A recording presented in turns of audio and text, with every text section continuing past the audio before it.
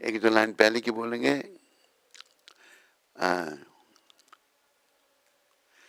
आंतरिक बात के दबाव तथा कफ बढ़ने से उसे सांस लेने में कठिनाई होती है। आखिरी समय का वर्णन आ रहा है, सांस लेने में मुश्किल होता है और श्वास अंदर बाहर करते हुए वह घुर घुर की आवाज करता है। इस प्रकार अंततः वह मृत्यु की दहलीज पर पहुंचता है। उसके परिजन एवं संबंधी उसकी मृत्यु शैया के चारों ओर एकत्रित होते हैं। यद्यपि वह उन्हें कुछ अंतिम निर्देश देना चाहता है, परंतु आवाज ना निकल पाने के कारण वह निराश हो जाता है तथा असहनीय पीड़ा से अचेत होकर अपने प्राण त्याग देता है। अंत समय असहनीय पीड़ा, बहुत कष्ट होता है। मृत्यु के समय वह यमदूतों को देखता है जो क्रोधित मुद्रा में उसके सामने खड़े होते हैं। भयभीत हो वह मलमूत्र विसर्जन करने लगता है, डर करके मलमूत्र का त्याग हो जाता है। इस प्रकार पुलिस अपराधी को, जिस प्रकार पुलिस अपराधी को पकड़ती है, उसी प्रकार ये यमदूत पाप और इंद्रिय भोग में लिप्त इस व्यक्ति को बांध कर ले जाती है। किसको पकड़ती है? जो पुलिस ऐसे अपराधी को पकड़ता है और जो इंद्रिय भोग में लिप्त व्यक्ति को पकड़ के ले जाती है। उसकी गर्दन को मजबूत रस्सों से कसकर वह उसे दंडित करने के लिए उसके सूक्ष्म शरीर को ले जाते हैं। यमदूत द्वारा इस प्रकार ले जाए जाते समय उसके हाथ कांपने लगते हैं और अपने पूर्व पाप कर्मों का स्मरण कर करके वह शोक संतप्त हो जाता है। आग उगलते प्रचंड सूर्य के तेज प्रकाश में उसे तप्त रेतली भूमि पर नंगे पैर चलाया जाता है और मार्ग के दोनों ओर वनाग्नि जल रही होती है। कुत्ते उसे निरंतर काटते रहते हैं। जैसे ही थकने से उसकी गति धीमी पड़ती है, यमदूत उसकी पीठ पर कोड़ों से वार करते हैं, कोड़े मारते हैं। अत्याधिक भूख और प्यास से त्रस्त उस पापी को ना तो पीने का पानी और ना ही मार्ग पर कोई विश्राम स्थल मिलता है। बुरी तरह थकने से वह कई बार अचेत होकर गिर पड़ जाता है और यमदूत उसे उठाकर चलने के लिए बाध्य करते हैं। परंतु चूंकि यह सब सूक्ष्म शरीर के स्तर पर होता है, वह मात्र 2 या 3 मिनट में 99,000 योजन की दूरी तय कर लेते हैं। यमराज सन्मुख प्रस्तुत करने के पश्चात उस पापी को तुरंत निर्धारित यंत्रणाओं द्वारा दंडित करना आरंभ किया जाता है। उससे दहकती लकड़ियों के बीच रखा जाता है जिससे उसके अंगों में आग लग सके। कई बार उसे अपना ही मांस खाने के लिए दिया जाता है अथवा उसे अन्य का खिलाया जाता है। कुत्ते और गीदड़ उसकी दांतों को निकाल कर खाने लगते हैं, परंतु वह उस दृश्य को देखने के लिए जीवित रहता है। सांप, बिच्छू, मकड़ियां और मच्छर उसे काट कर यातनाएं देते हैं। कई बार उसके अंगों को काट दिया जाता है अथवा हाथियों द्वारा कुचलवाया जाता है। उसे पर्वतों की चोटियों से फेंका जाता है, गुफाओं में बंद अथवा पानी के नीचे रखा जाता है। विशेषता, जिन लोगों ने अपने जीवन में अवैध शारीरिक संबंधों का सुख भोगा है, उन्हें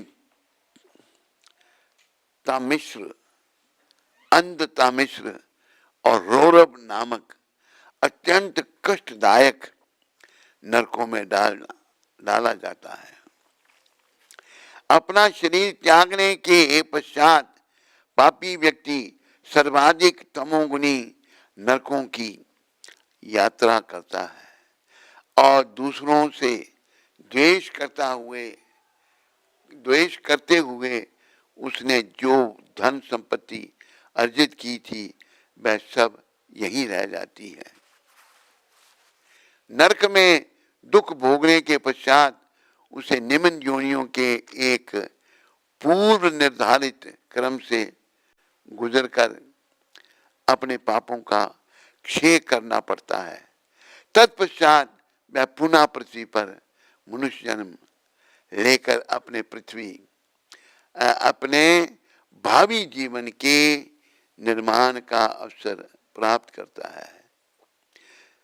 देव व्यवस्था तथा अपने कर्मों के अनुसार वह जीवात्मा पुरुष के वीर्य द्वारा माता के गर्भ में प्रवेश करके एक विशिष्ट शरीर प्राप्त करता है। पहली रात्रि वीर्य और अंडाणु मिश्रित होते हैं और 5वें दिन वह मिश्रण एक बुलबुले का रूप ले लेता है। 10वें दिन तक वह मांस के एक छोटे लोथड़े में परिवर्तित हो जाता है और पहले महीने के अंत तक सिर का निर्माण होता है। 2 महीने के पश्चात हाथ और पैरों का उंगलियां, लाल हड्डियां और त्वचा के साथ शरीर के 9 द्वार प्रकट होने लगते हैं। 4 महीने के अंत तक शरीर के 7 महत्वपूर्ण घटक उत्पन्न हो जाते हैं। कृत्वजा रक्त, क्री त्वचा, रक्त, मांस, चर्बी, हड्डी, मज्जा और वीर्य।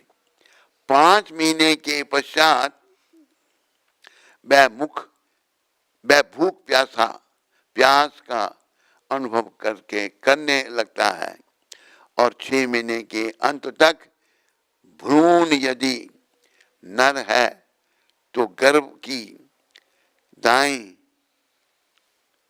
और मादा है तो बाईं और खिसकना आरंभ करता है। नर है तो दाईं, मादा है तो बाईं और भ्रूण माता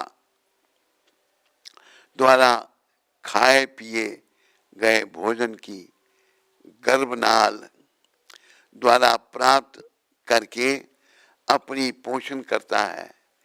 इस दौरान वह शिशु अत्यंत दयनीय अवस्था में रहता है।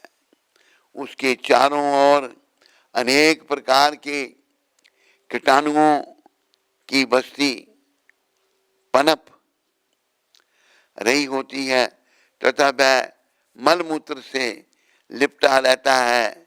इन भूखे कीटाणुओं द्वारा उसका सुकोमल शरीर काटा जाता है और इस प्रकार अत्यधिक पीड़ा का अनुभव करते हुए वह बारंबार अचेत होता रहता है। जब माँ अत्यधिक कड़वा, तीखा, नमकीन और खट्टा भोजन करती है तो शिशु असहनीय वेदना से पीड़ित होता है। तो ध्यान रखो माताएं, जब गर्भवती हों तो बच्चे को बड़ा कष्ट होता है। इन चीज़ें जो मैंने बोली अभी, इनका सेवन करती हैं। गर्भ की सबसे भीतरी झिल्ली में स्थित तथा माता की आंतों से गिरा वह शिशु अत्यंत कष्टदायक स्थिति का अनुभव करता है। उसका सिर उसके पेट की तरह मुड़ा होता है, पेट की तरह मुड़ा होता है सिर, तथा उसकी झुकी पीठ और गर्दन उसे एक धनुष का आकार दे देती है। पूरी तरह लाचार व जन्म से एक सप्ताह पूर्व विभिन्न वायुओं द्वारा नीचे की ओर धकेला जाने लगता है। यदि वह सौभाग्यशाली है तो उसे अपने पिछले 100 जन्म में भोगे गए कष्टों की स्मृति प्रदान की जाती है, जिसके कारण वह अत्यधिक शोक करने लगता है। 7वें महीने में उसकी चेतना का विकास हो जाता है और वह हाथ जोड़कर भगवान से प्रार्थना करता है, हे भगवान, मैं आपकी शरण स्वीकार करता हूँ। आप ही ने मुझे इस विकट परिस्थिति में डाला है और यदि आप चाहें तो आप मुझे इससे उबार भी सकते हैं।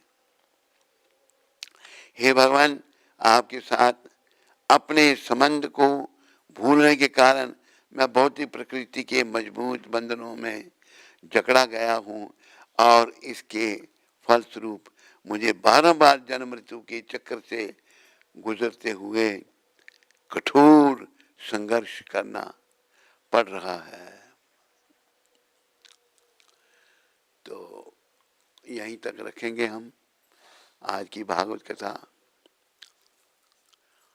भागवत कथा भी हनुमान जी सुनते हैं? नहीं, राम कथा ज्यादा सुनते हैं।